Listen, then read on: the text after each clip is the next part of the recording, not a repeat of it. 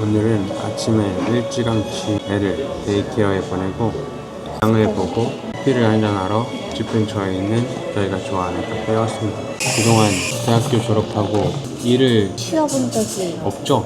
쉴 수가 없는 직업이니까. 언제부터 몇 년부터? 14년 3월부터 캐나다 오기 전까지 계속 그냥 일한 거지. 근데 휴직을 1년 동안 하면서 해보고 싶은 거를 이것저것 저는 10달 동안 신나게 놀았습니다. 주짓수로 마음같았지. 휴직하는 동안 진짜 운동만 열심히 했습니다. 근데 그래도 이도저도 아니게 보낸 것보다는 그 자기가 지금껏 해왔던 운동과는 차원이 다른 운동을 했다고 생각이 드는 것 같아. 그러니까 저는 취미로 이제 주짓수를 하는데 여기가 오기 전에 약속을 한 게 있어. 캐나다로 이민을 오면 소니님이 말씀하셨습니다. 뭐라고요? 왜 약속은 했었잖아. 기억 안 나. 4일을 가든 5일을 가든 7일을 가든 7일은 없었어. 근데 내가 전제를 하나 달았었잖아. 이민 초기에 내가 이제 3차 병원에서만 일하다 처음 이제 개인 병원에서 일을 하면서 많은 시스템이 다르고 하기 때문에 그 적응 기간이 꽤 걸릴 텐데 그 적응 기간 동안 내가 스트레스 많이 받을 것 같으니 그때는 안 못 갔잖아. 갈 수도 있. 그랬나? 무슨 10달 동안 운동만 했습니다. 오늘 9, 5일 했잖아. 금토 빼고 맨날 갔잖아 주짓수. 근데 그것도 주짓수 시간에 저 퇴근하고. 퇴근하고 저는 원래 사실 한국에서는 원래는 군인이었고요. 군대에서 1년 동안 육아휴직을 냈고 그래서 1년 동안 뭘 할까 여기서 알아보자 쉬면서 놀 수 있는 거 놀고 뭘 할지를 알아보고 적응하고 했는데 참 알아보다 보니까 결국에는 하던 일 찾게 된다고 공공기관에서 일하는 거를 자꾸 이제 찾아보게 되더라고요. 원래는 우리가 이민을 계획할 때 그리고 이제 유학 후 이민을 생각했었잖아. 그렇지 원래는 그리고 알버타 지역에 각 지역으로. 그랬는데 유학을 하려면은 자기가 배우고 싶은 거를 한국에서부터 계속 찾으려고 노력을 했었지. 근데 그게 자기가 이제 한국에서 알아보는 거가 좀 한계가 한계가 있고 있어. 현지 사람들의 의견도 좀 들어보고 이 현지 상황, 그 직업에 대한 상황들도 좀 보고 싶어가지고 그때 유학 후 이민으로 결정하려고 했을 때 학교에 무슨 과를 가야 되는지 되게 막막했었고 전혀 갈피를 못 잡았었잖아. 나는 근데 성격상 내가 딱 확실하게 꽂힌 게 아닌데 거기다 올인을 할 수가 없겠는 거야. 과를 정하면 일단 거기에 올인을 해야 되잖아. 그게 진짜 참 엄두가 안 나는 거. 왜냐면 10년 동안 나는 아예 다른 일을 하던 사람이었으니까 아마 많은 이민자분들이 그런 고민을 할 거라고 생각을 해. 뭐 나도 물론 그랬고. 그래서 내 생각에는 기술은 사실 배워놔서 손해볼 게 없으니까 그런 이제 이민에 유리한 기술을 배워서 이민을 하고 그걸 하다가 이게 안 맞다 싶으면 여기서도 많이들 학교를 또 가고 하잖아. 그래서 이제 그렇게 하면 되지 않을까 했는데 이제 남편의 성격은 뭘 하더라도 진짜 되게 잘 알아보고 뭐든지 완벽하게 세팅을 해놓고 싶은 그 마음이 있는데 마음에 이제 그러다 이제 유학 후 이민 안 하게 되는데 안 하게 되는데 그게 정말 다행이었지. 우리 유학 후 이민했으면 아직 영주권 신청도 못했고 한국으로 돌아갔어야 됐을 수도 있어. 왜냐면 제 영주권이 막혔어. 좀 1년 동안 좀 아슬레틱하게 살아보고 싶었다라는 생각이 있었어.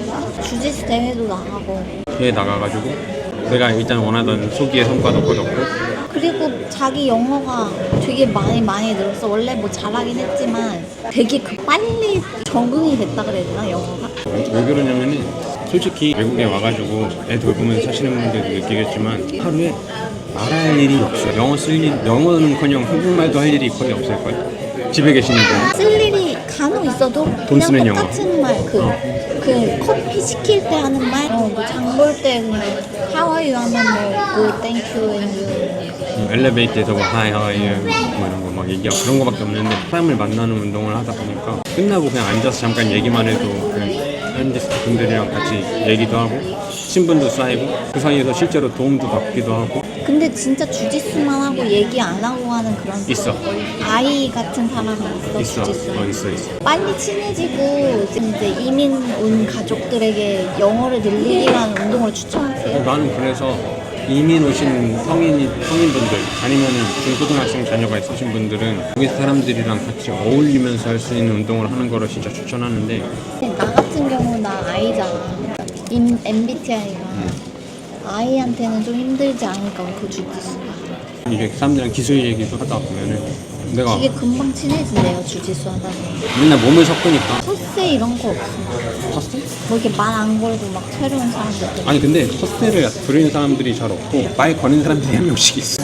이 운동을 좋아하시는 분들 중에 그렇게 사람이 모지고 나쁘다는 느낌을 받은 적이 없어요. 애초에 하체로 운동이기 때문에 이게 사람이 나쁘면은 오래 할 수가 없어. 근데 이게 주짓수뿐 아니라 모든 그 운동이- 운동의 매력인 것 같아. 그래서 자기의 영어가 이렇게 아니 근데 그렇다기보다는 이제 좀 더 잘 들리는 것 같아. 그래서 아스메틱한 삶을 좀 살아보고자 했는데 10달 동안 나도 하고 싶은 만큼 해봤고 뭐 시합도 나가봤고 이상하게 한국에서는 시합 나가는 게 되게 부담스럽거든. 여기는 시합 나가는 게 뭔가 덜 부담스럽다 그래야 되나? 왜냐면 다들 도전하는 거에 대해서 이상하게 생각하지 않으니까. 한국 30 넘은 사람들이 시합 나가면 굳이 왜? 이런 경우도 있는데 이게 내가 시험해보고 싶고 내가 운동한 게 맞는지 확인하고 싶었으니까. 저번에 하긴 했잖아. 메달을 땄습니다. 2개. 시합 2개에서 녹이랑 기랑 해서. 음.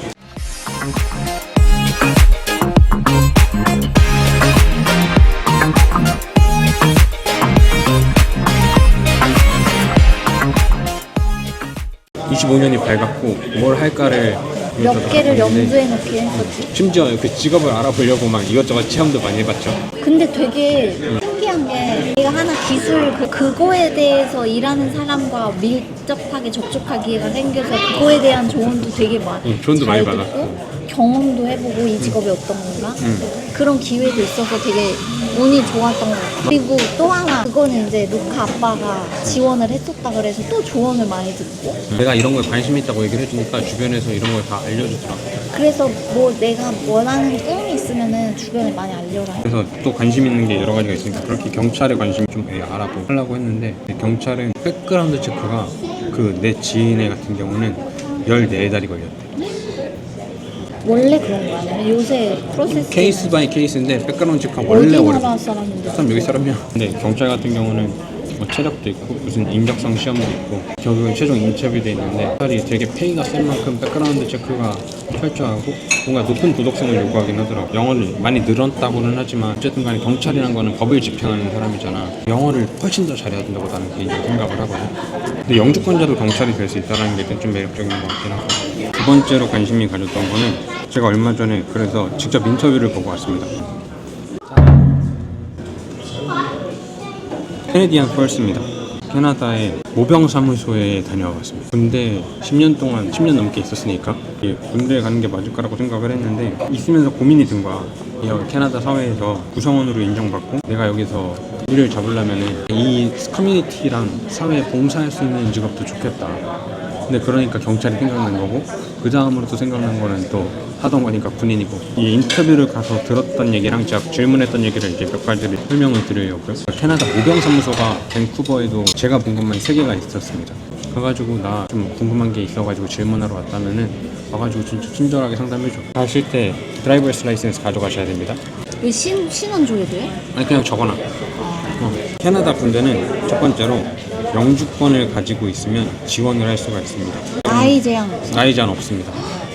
56세인가 57세 까지 지원할 수 있어?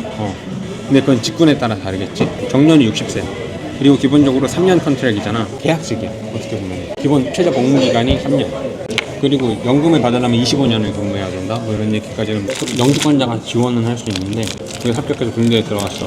근데 거주 기간도 충족되고 기간이 지나면은 시민권을 신청할 수 있는 자격이 생기잖아. 시민권을 의무적으로 취득을 해야 됩니다. 영주권자로 입대는 가능한데 시민권을 취득할 수 있는 시기가 되면은 권에 무조건 신청을 해야 된다고 합니다.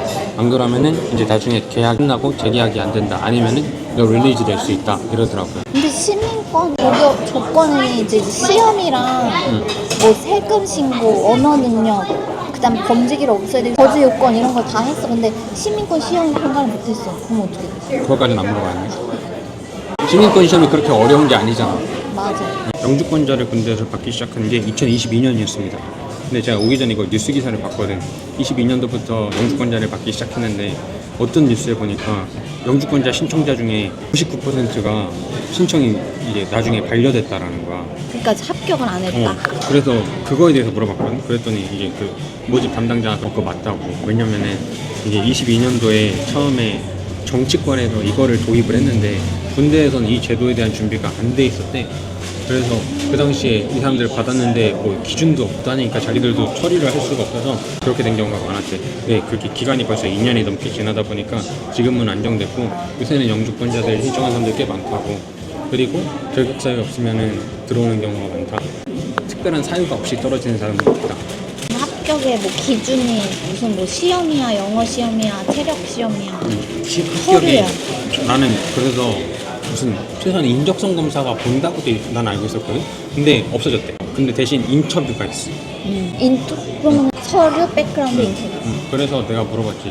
영어 점수 필요하냐고. 아니 영어 점수 필요 없어. 왜? 그러니까 우리 인터뷰하니까 영어가 안 되면은 인터뷰를 어차피 통과를 할 수가 없다. 거기서 판단을 하는 거고 인터뷰에서 충분히 얘가 대화가 가능하다고 판단되면 그건 상관없는 거라. 백그라운드 체크는 하는데 3개월에서 4개월 정도? 길게는 6개월까지 소요된다고 하고. 근데 너 군대에 있었던 경력이 있어가지고 아마 그런 건 크게 문제 안 될 것 같다 이런 얘기를 하더라고. 그리고 두 번째로는 제가 물어본 거는 경력을 살릴 수 있느냐입니다. 나 10년 동안 군대에서 이런 일을 했다. 근데 결론적으로 중요한 거는 절차가 있답니다. PLAR이라는 프로세스가 있습니다. 뭐냐면 Prior Learning Assessment and Recognition. 그러니까 이전에 했던 교육과 그거에 대한 평가를 하는 과정이 있대요. 그래서 한국군에서 네가 무슨 교육을 했는지 무슨 일을 했는지를 리크루팅하는 센터의 리크루팅 담당자가 이거를 평가를 한답니다. 제일 중요한 건 사실 내 최종 능력인 것 같더라고. 그걸 물어보더라고. 또 뭐 배웠어? 나 대학교에서 비즈니스 한국군에서 뭐 했냐가 아니라 나중에 고려하는데 제일 먼저 중요한 거는 근데 그 사람들이 약간 오해하는 거 아닐까? 왜냐면 한국군은 대학교 전공과 상관없이 평가를 배정을 받잖아. 근데 여기서 우리나라 군에서 썼던 게 캐나다 군에서 그대로 적용되는 게 쉽지가 않아. 그래도 군에서 했던 게 더 중요한 거 아니야? 이 PLAR을 하면은 네가 군대에서 배우는 어떤 과정들을 스킵할 수도 있고 네가 전에 군대에서 배웠던 익스피리언스를 캐나다에서 접목시켰을 때 어떤 데서 일할지를 나중에 판단을 한다라는 거. 저 같은 경우는 경영학을 전공을 했거든요. 경영학을 전공하면 할 수 있는 것들을 전공을 뽑아주더라고. 네. 근데 거의 오피서네? 응. 그러니까 장교해라 이거야. 나 파일럿도 할 수 있을 것 같다 이런 얘기는 했었어. 근데 자기 캐나다에서 비행해보고 싶다 그치? 한번 해보고 싶긴 해. 너무 근데 좋잖아. 여기 날씨가 너무 예술이잖아. 근데 이것도 되게 멋있다. 에어로스페이스 컨트롤. 그 벙커 안에서 같이 사는 거야. 그래? 거의 에어와 관련이네. 를 얘기해 주더라고. 헬스 서비스 매니지먼트? 근데 어쨌든 간에 제가 아직 영주권이 나온 상태가 아니다. 그러다가 네가 딱 군대에서 전역 명령이 딱 내려오는 날짜 기준으로 모든 서류를 다 통과시킬 거더라고. 서류 준비 다 해놓고. 그래서 절차는 빨리 진행될 거더라고. 미리 해놔. 미리 해놓으면 그러니까 미리 신청하라고. 영주권 나오면 그냥 카드 들고 바로 오래. 괜찮아. 그래서 실제로 아마 너 전역하고 아마 거의 갭이 없을 거야 이렇게 얘기를 해주더라고. 이제 이런 길이 지금 나한테 있구나 라는 걸 알게 될 수 있는 좋은 기회였지. 아직 근데 어떻게 하다가 군 생각을 한 거야? 캐나다 군대가. 내가 이런 생각을 하고 있어서 그런 걸 수도 있고 내가 이것저것 인터넷에 막 찾아보잖아. 그럼 그게 알고리즘에 연관돼서 떠. 그래서 되게 친절하게 잘 상담해줬고 근데 상담하면서 영어 얘기를 이제 물어봤는데 그 정도는 문제 없을 것 같은데 너 지금 말하는 정도는 얘기해줘서 좀 자신감이 그때 좀 생기더라고. 내가 경험했던 분야를 가는 거니까. 그러니까 업무를 할 때 자신감이 있을 거 아니야. 어쨌든 한국 군은 세계에서 그래도 알아주는 그러니까 군대보다 한국 군대가 규모가 훨씬 커. 거의 나는 세계적으로 미군 다음으로 되게 대단하게 생각하는. 근데 실제로 실상이 안 그래서 그렇긴 한데 근데 너무 취급을 안 해줘서 그렇긴 하지. 우리나라처럼 군대가 잘 발전돼 있는 나라도 없어. 발전이 돼 있는데 너무 취급을 안 해줬어. 지금 제가 있으면서 직업에 관해서 알아본 몇 가지를 이제 한번 설명을 드렸었는데 이거 말고 사실 관심 있는 주제가 몇 가지 더 있어가지고 지금도 꾸준히 알아보고는 있는데 제일 중요한 거는 느낀 거야. 그냥 내가 느낀 거. 뭐든지 첫 번째는 영어. 바로 잡을 구해도 영어가 안 되면 이거 당연히 안 되는 거구나. 다시 한번 얘기하지만 내가 그곳에서 새로운 일을 꿈꿀 수 있다라는 게 이민의 되게 큰 장점이구나라는 생각이 들었어. 일단 자기가 영어가 되니까. 물론 내가 그렇게 뭐 잘하는 건 아니지만 잘하잖아. 가끔 잘 못 듣긴 하는데 그러니까 막 안 들려. 그럴 땐 또 내가 듣고 내가 못 알아듣는 자기가 듣고. 귀가 안 좋은가 봐. 자기는 직업이 그랬잖아. 근데 약간 소음이 있는 데서 뭐라고 말하는 거 잘 안 들려. 아니 그리고 아이가 한국에 있을 때 집에서 무슨 애기 장난감 소리 되게 예민하게 반응을 하는 거야. 그래서 속도병원 다닐 때 이제 쌤들이랑 얘기할 때 그 남편은 자기는 헬기를 탔잖아. 굉장히 소음이 장난 아니잖아. 그래서 그런 것도 다 하는데 소음이 예민하다 이랬더니 그래서 그런 거 아닐까요? 그러더라고. 하도 소음을 일상에서 접하니까 조그만 소음에서 그렇게. 근데 그 다음 두 번째 느낀 게 건강, 경찰, 체력 시험 있지? 군대 체력 시험 있는데 난 사실 한국 군대 체력 측정하는 거 너무 싫어하거든. 근데 캐나다 근데 들어가도 그런 거 하지 않아? 근데 여긴 대신 조금 낮아 기준이. 보니까. 지원할 때까지만 낮고 들어가서 높아질 수도 있긴 한데 그러니까 할만하겠더라고. 사람 죽이는 그런 게 아니에요. 군인분들 공감하시겠지만 3km 달리기 한 번 할 때마다 저는 제 수명을 깎아먹는 느낌을 받았습니다. 근데 실제로 내가 수도병원에 있으면서 체력 검정하다가 쓰러져서 중환자실이나 뭐 이런 데 있는 분들 많이 봤어. 나중에 만약에 전시 상황에서 전시 필요해서 상황에서 그런 누가 거 3km를 달려? 제 얘기도 이제 종종 한 번씩 이렇게 하는 일이 있을 것 같은데 혹시 궁금하신 내용들이 있다면 댓글로 남겨주시면 저희도 한번 그걸로 콘텐츠를 만들어 볼까 합니다. 일단